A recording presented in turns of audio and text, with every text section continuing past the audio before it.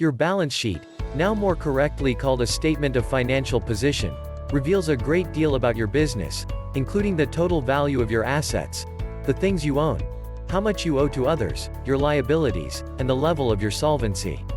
These three aspects will be studied carefully by lenders and investors and by buyers if you intend to sell your business. But they should also be important to you, because it's important to be solvent at all times. In other words, you need to have more assets than liabilities available to pay your debts. If you can't pay bills when they fall due, your business may be technically insolvent. Fortunately, two simple tests can quickly reveal your solvency.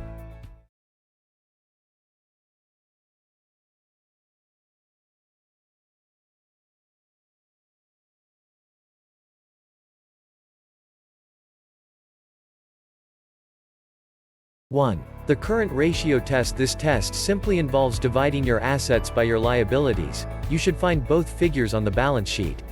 For example, if a business has assets of $435,000 and liabilities of $180,000, the current ratio is $435,000 divided by $180,000 equals 2.42.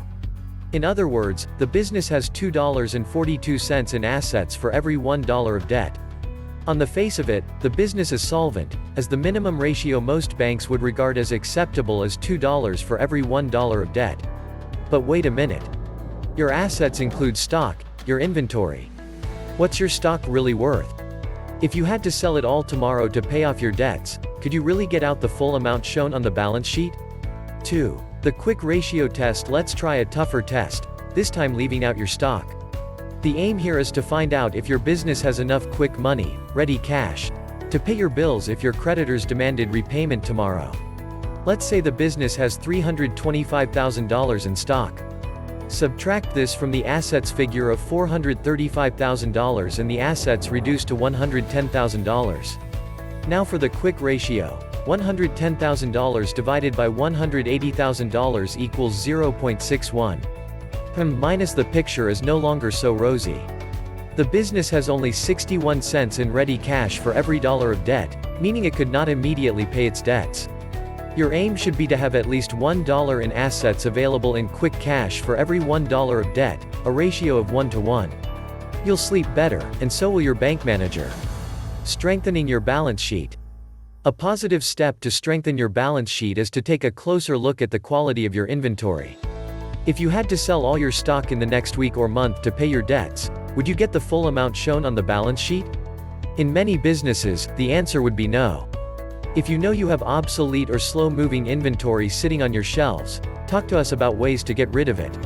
We can discuss ways to reduce or get rid of obsolete stock, such as holding a sale, bundling unwanted stock with more popular items as a special offer, choosing the most advantageous time of year to write it off if necessary.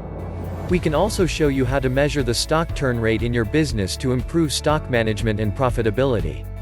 In broad terms, the faster you turn over your stock, the more efficient your business.